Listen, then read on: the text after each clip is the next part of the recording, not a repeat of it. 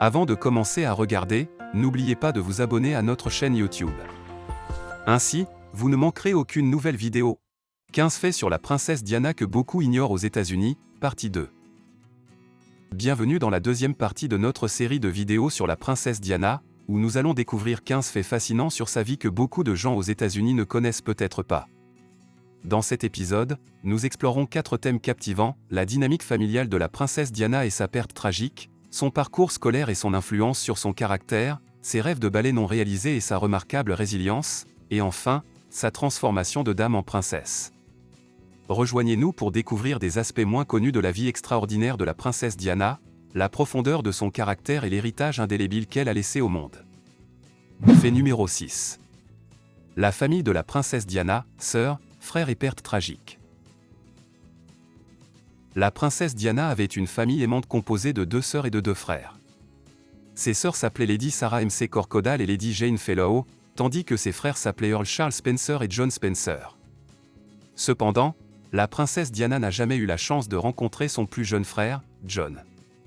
Malheureusement, il est décédé quelques heures seulement après sa naissance, en janvier 1960. En grandissant, la princesse Diana a partagé un lien spécial avec ses sœurs. Lady Sarah McCorquodale était l'aînée des 3 filles et elles aimaient passer du temps ensemble, créant ainsi de précieux souvenirs.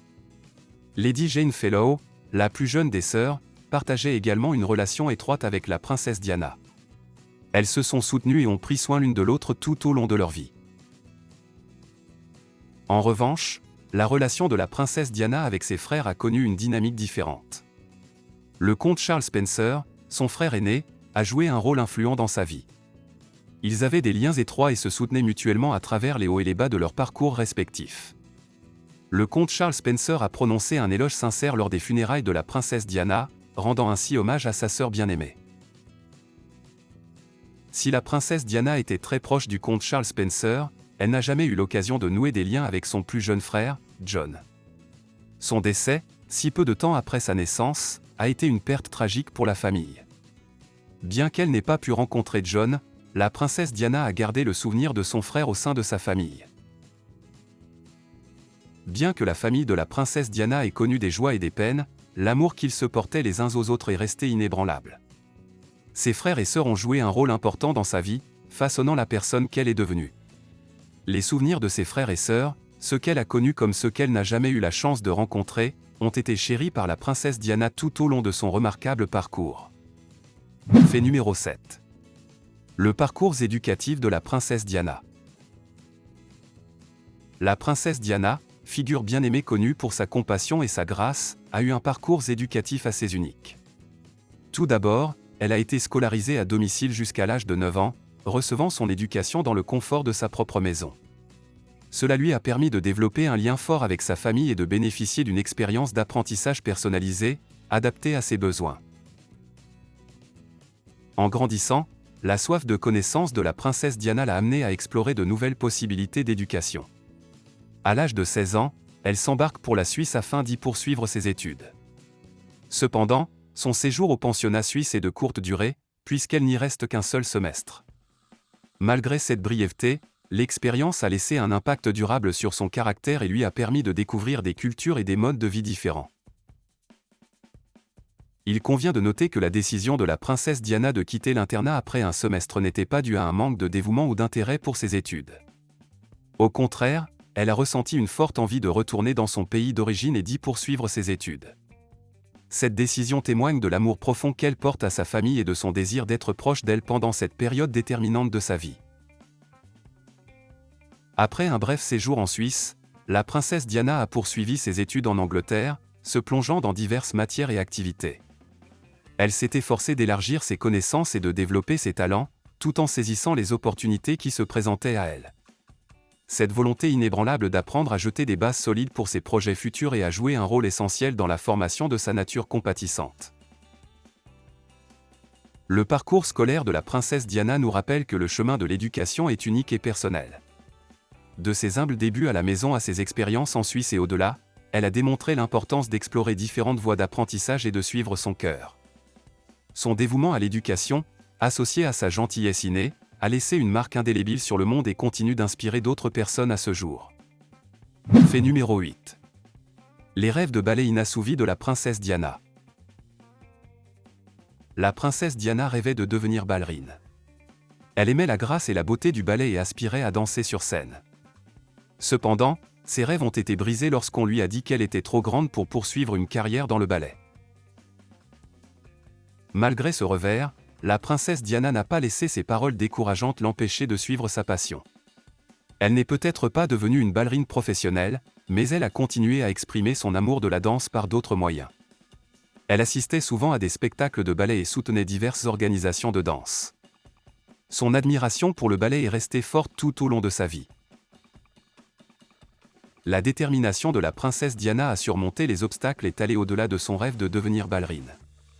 Elle est devenue une figure éminente de la philanthropie et a utilisé sa position pour sensibiliser le public et soutenir des causes caritatives. Elle s'est consacrée à l'aide aux personnes dans le besoin, en se concentrant particulièrement sur des questions telles que le sida, les sans-abri et les victimes de mines antipersonnelles. La nature compatissante et la personnalité chaleureuse de la princesse ont conquis le cœur des gens du monde entier. Elle a apporté un sens de l'empathie et de l'humanité à son rôle de membre de la famille royale. Son souci sincère des autres et sa volonté de s'attaquer à des questions difficiles ont fait d'elle une figure bien aimée, et son héritage continue d'inspirer les gens à faire une différence positive dans le monde. Bien que la princesse Diana n'ait pas pu réaliser son rêve d'enfant de devenir ballerine, son parcours nous a appris l'importance de la résilience et de la capacité à trouver de nouvelles voies. Elle nous a montré que même face à la déception, il est possible de canaliser nos passions et d'avoir un impact durable sur la vie des autres. Fait numéro 9. Lady Diana, de la dame à la princesse. Lady Diana, plus connue sous le nom de Lady Di, a eu une vie extraordinaire remplie de titres remarquables et de moments inoubliables. Son parcours pour devenir princesse a commencé lorsque son père a hérité du titre prestigieux de comte de Spencer. Cette transition a élevé son statut et elle est devenue une dame. Malgré son nouveau titre, Lady Diana a conservé son surnom bien aimé, Lady Di. C'est un nom qu'elle gardera même après avoir épousé le prince Charles et être devenue officiellement la princesse de Galles. L'héritage du titre de comte de Spencer par le père de Lady Diana a marqué un tournant important dans sa vie. Ce titre lui confère une position sociale plus élevée et lui donne le statut de dame.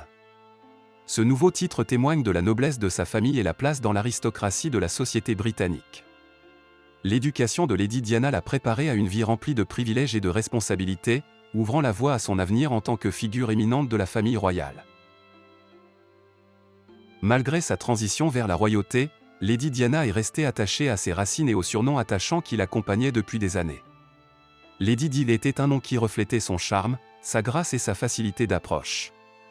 Même si le monde entier l'appelait princesse Diana, elle acceptait chaleureusement son surnom, qui lui rappelait sa nature humble et sympathique, qui la rendait attachante aux yeux du monde entier. Le mariage de Lady Diana avec le prince Charles a marqué un nouveau tournant dans sa vie. Cette union a attiré l'attention du monde entier et a fait d'elle la princesse de Galles. Bien que son titre officiel ait changé, elle a continué à être connue sous le nom de Lady Di. Ce surnom est devenu un symbole attachant de sa personnalité terre à accent grave terre et l'a rendue attachante aux yeux du public, ce qui l'a rendue sympathique et aimée par des personnes de tous horizons. Lady Diana, ou Lady Di, comme on l'appelait affectueusement, a laissé une marque indélébile dans l'histoire. Son passage du statut de dame à celui de princesse témoigne de sa résilience et de sa capacité à relever les défis liés à son nouveau statut. Tout au long de sa vie, elle est restée fidèle à elle-même, embrassant son surnom et faisant chavirer le cœur de millions de personnes à travers le monde. L'histoire de Lady Diana nous rappelle que les titres et le statut peuvent changer, mais que l'essence d'une personne demeure, et que c'est cette authenticité qui touche les gens et laisse un héritage durable. Fait numéro 10. La maison d'enfance de la princesse Diana, le manoir de Sandringham. La maison d'enfance de la princesse Diana était le manoir de Sandringham, dans le Norfolk. Cette magnifique demeure appartenait à la famille royale et était louée à la reine Élisabeth II. C'était un lieu chargé d'histoire et de grandeur, entouré de jardins pittoresques et de vastes terrains. La vie au manoir de Sandringham a offert à Diana une éducation unique. Le domaine, avec sa vaste superficie et son riche patrimoine, lui a offert d'innombrables possibilités d'exploration et d'aventure. Dès qu'elle y a mis les pieds, elle a été immergée dans le monde royal, entourée des histoires et des traditions de sa famille. La maison elle-même est un spectacle splendide. Son architecture élégante mettait en valeur le meilleur de l'artisanat, avec des détails complexes qui ornaient chaque recoin. À l'intérieur, les pièces étaient ornées d'un mobilier opulent, créant un espace de vie luxueux et confortable pour la jeune princesse. Mais ce n'est pas seulement la grandeur de la maison qui a façonné l'enfance de Diana. Le vaste domaine du manoir de Sandringham était son terrain de jeu. Elle passait d'innombrables heures à l'extérieur, explorant les vastes jardins, jouant à cache-cache entre les arbres et profitant des pique-niques lors des après-midi ensoleillés. La beauté naturelle du domaine est devenue un lieu de réconfort et de joie pour Diana, lui offrant un répit par rapport aux pressions de la vie royale. Le manoir de Sandringham occupe une place particulière dans l'histoire de la princesse Diana. C'est là qu'elle a passé ses années de formation, remplies de souvenirs et d'expériences précieuses. La maison et ses environs lui ont donné un aperçu du monde de la royauté, jetant les bases de la vie extraordinaire qui attendait la jeune princesse.